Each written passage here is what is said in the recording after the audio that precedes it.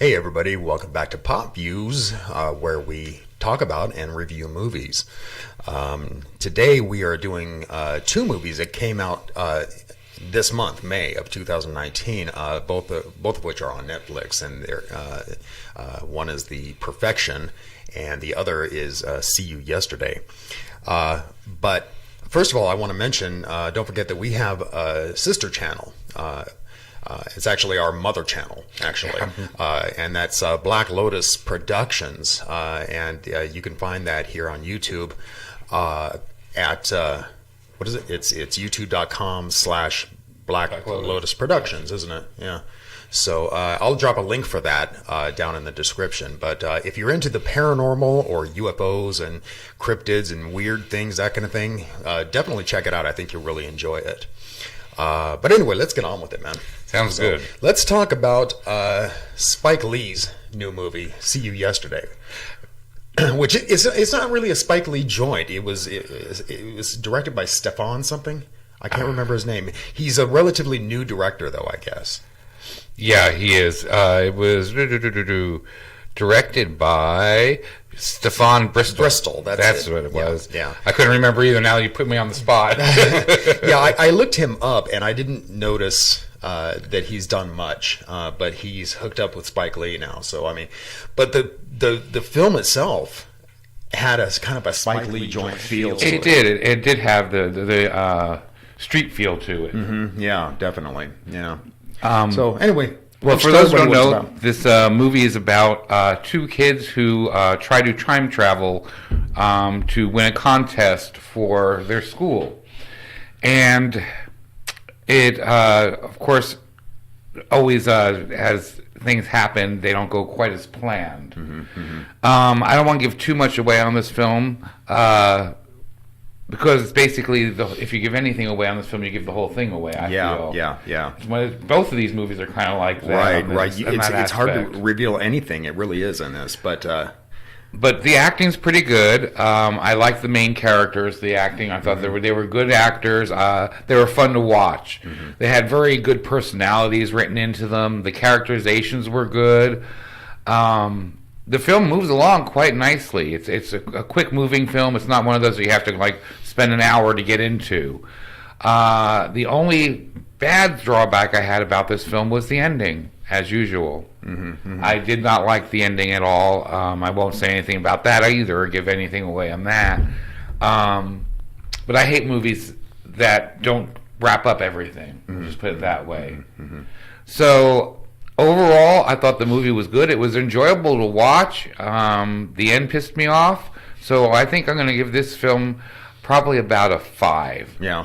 Just average, because it was just average. Yeah, I have to agree with you. I'm actually going to go a little higher on that and give it a 6.5, I think.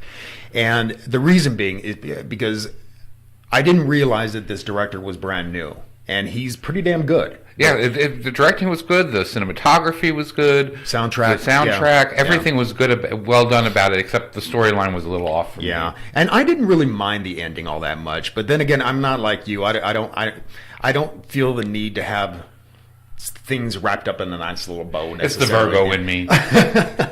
Yeah, but yeah, I mean, overall, I thought it was good. But yeah, 6.5 is pretty much the only thing I can give it. One of the things I found interesting in it is that Michael J. Fox is in it in the beginning, and he plays their science teacher. And I thought it was funny that here he is in another movie about time travel, and he's. The girl goes up to him after class, and she's asking about time travel, and he's like poo-pooing the whole idea of time travel, that it's not possible, that kind of thing. And as she's leaving with her friend, he calls out to him and says, "Oh, by the way, whatever you stole from the science, make sure you put it back." And and they kind of laugh, and he then it flashes back to him, and he goes, "Great Scott!" Kind of in a tribute to Doc Brown from Back to the Future. That was really, really cool. Yeah. Also, I don't know if you noticed that the book he was reading was called The Kindred, And what that is about an African American woman who travels back in time to the pre-Civil War America to deal with injustice of oppression of slavery. Is that right? Really? Yeah. So I thought that was what's it called again? Kindred. Kindred. I'll have to look that up. I'm a huge fan of time travel stories, because I think it's possible. I really do, So, yeah, but ever since I was a kid, and I read, what was it called? It was oh man, now I can't remember. It's about this guy who travels back in time to the prehistoric age, and he accidentally steps on a butterfly, and it changes everything. Oh. I can't remember. That's a classic, and I can't remember. But that's where the whole idea of the butterfly effect comes from, right? But yeah, but great story. But if you're looking for something to watch, yeah, you can give it a try. I don't know. I personally would think there's other stuff out there. Yeah. Like your movie that I gave you. Yeah. So let's talk about The Perfection. Again, this came out this month, and it stars Allison Williams, Logan Browning, and Steven Weber. And I was kind of surprised to see Steven Weber. I haven't seen him in a lot lately, and he's getting up there in age. Yeah, he is. You can kind of tell now. And I thought the acting was good. The production value was excellent. And there's a lot of twists and turns in it. But I have to warn you, if you're going to watch this, and I do suggest that you do watch it, because overall it's a good movie. But the first half an hour, 45 minutes, I almost gave up on it because I was so bored. First half hour, it doesn't start. Nothing starts happening until the first half hour. And I understand when you're trying to introduce the characters and the depth behind them and the backstories and that kind of thing. But this was just dragging, and I was like, man, this better get good soon. So I turned it off and thought to myself, okay, I'll watch the rest of it tomorrow. Well, I turned it off right before it started getting really interesting.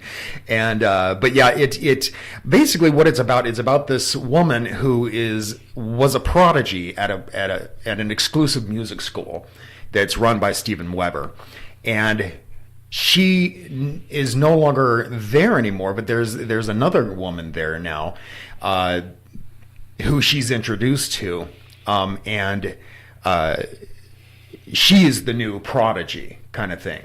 And so they get, again, it's one of those movies where I can't give too much away, but they get together and have a lesbian affair kind of thing, and then kind of all hell breaks loose because one of them has a hallucination and ends up chopping off her hand. I failed to mention both these women are cellists.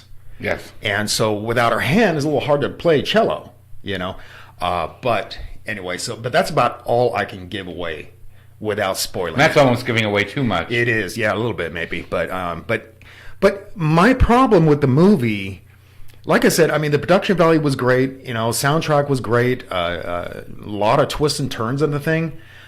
My problem with it was the plot overall. I thought the plot was, thinking back on it, it's kind of ridiculous, But like I said, I mean, and I love the ending.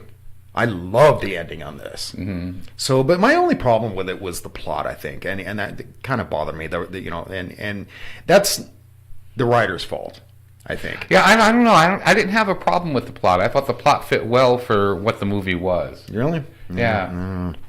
So what would you give this movie? Because it failed there for me, I would only give it a 5.5, I think. And that's funny because now I'm going to go higher than you this time, and I'm going to go to more like a 6.5. Yeah.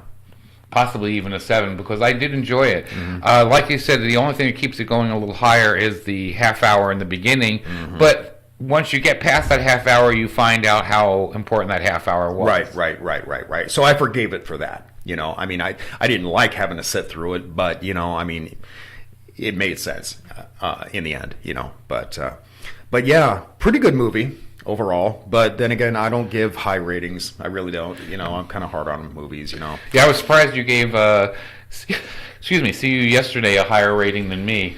Well, that's usually not. And again, the only reason I did is because I thought it was brilliantly filmed. You thought the feel of the movie. And if this guy's a new director, he's got a lot of promise behind him, I think. But again, like I said, it had the Spike Lee feel to it, and I wonder what this guy, I wonder how much influence Spike Lee had over this, being the producer, and how he wanted it directed. I mean, he may as well directed it on his own. You know what I mean? So, yeah, I'd like to see something else this guy puts out, you know, to see if he still has that Spike Lee feel or he has his own style, you know. So, yeah. But, let us know what you think in the comments. Yeah, absolutely. Let us know. Don't forget to like and subscribe if you enjoy our movie reviews and stuff. You know, definitely throw that. We like to see the thumb, the thumbs up. And when you subscribe, because I know you want to, make sure to hit that little bell so you're notified every time we put up a new video. So anyway, let's get out of here, man. Sounds good. All right. Until next time, thanks a lot for watching.